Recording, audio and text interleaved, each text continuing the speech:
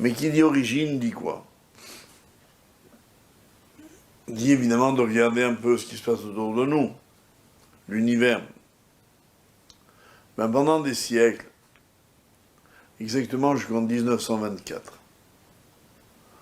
le monde croyait que l'univers était limité à ce que nous voyons au passé, avec nos yeux.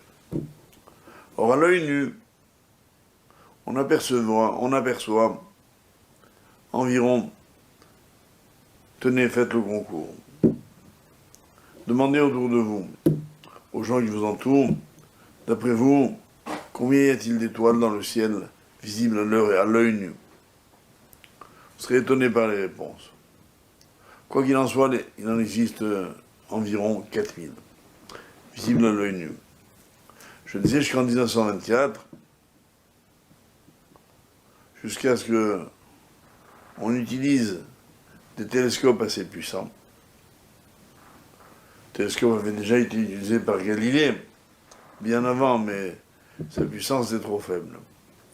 Et voilà qu'en 1924, en Californie, sur le mont Wilson, un astronome américain qui s'appelait Edwin Hubble, découvre qu'il y a des galaxies à l'infini. C'est une bombe. Le monde n'est pas limité à la toile de mon mur, de mon plafond, mais il est immense. Ce que d'ailleurs la Torah avait dit. Lorsque Dieu s'adresse à Abraham, il lui dit « Sors de ta tente, peux-tu compter les étoiles? Ainsi sera ta descendance. » Je ne crois pas que Hachem aurait souhaité à Abraham d'avoir 4000 descendants. Il parlait bien de milliards, comme les étoiles. Et puis ce même continent américain, d'abord ce même Hubble va faire une découverte qui va interpeller le monde entier. Il va découvrir que les étoiles bougent dans le ciel.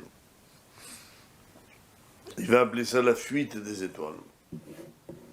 Elles s'éloignent les unes des autres. Il a affirmé cette découverte qui a fait un tel bruit que vivait à l'époque Albert Einstein, qui est venu spécialement en Californie pour le remercier. Parce que ses observations confirmaient sa propre théorie à lui. Mais on ne va pas rester là. Quelques dizaines d'années plus tard, était acceptée une théorie scientifique qu'on a appelé le Big Bang. C'est quoi le Big Bang? Le mot exprime une explosion, effectivement. Il s'agit bien de ça. Serait apparue dans l'univers une énergie, appelez ça si vous voulez un feu, quelque chose, tellement forte, tellement puissante, que tout l'univers a littéralement fondu. Aucune matière ne pouvait résister devant la chaleur dégagée par cette explosion. Après, tout s'est refroidi, solidifié, et le monde s'est organisé comme nous connaissons. Mais qu'est-ce que cette théorie a démontré? Qu'il y avait un commencement. Qu'à un moment donné, il y a eu quelque chose, cette forte lumière. Si nous ouvrons la Torah, dès le premier jour, elle dit, et Hachem dit que la lumière soit, et la lumière fut. On ne reparle plus de cette lumière. On ne sait pas qu'est-elle devenue, mais elle a été à l'origine de la création du monde. Ici déjà, les coïncidences sont surprenantes. Mais si nous voyons d'un peu plus près, en revenant au décompte des étoiles, nous prenons le Talmud dans la Gemara de Shabbat, page 37, et là-bas nous voyons un dialogue entre Israël et Dieu. Israël dit à Dieu, tu m'as abandonné. Tu lui réponds comment? Moi, je t'ai abandonné. Et le Créateur s'explique. Il dit, j'ai créé 12 constellations. qu'on voit dans le ciel. Dans chaque constellation, j'ai créé 365 armées d'étoiles. Dans chaque armée, j'ai créé 30 régiments. Dans chaque régiment, j'ai créé 30 divisions. Dans chaque division, j'ai créé tant de ceci, de cela. Et la Gemara arrive à un total des étoiles qui est assez extraordinaire. On y vient tout de suite. Et termine la Gemara, et Dieu dit à Israël, et tout ça je l'ai créé que pour toi. Et tu dis que je t'ai abandonné. Qu'est-ce que nous voyons de là? Que les Chachamim d'Israël n'avaient évidemment pas de télescope. Le Talmud a été rédigé il y a 15 siècles environ. Et pourtant, il parle d'un nombre d'étoiles. C'est d'ailleurs intéressant parce que au début des années 60, il y a environ une cinquantaine d'années, des ingénieurs de la NASA, américaine une fois de plus, ont essayé de compter les étoiles.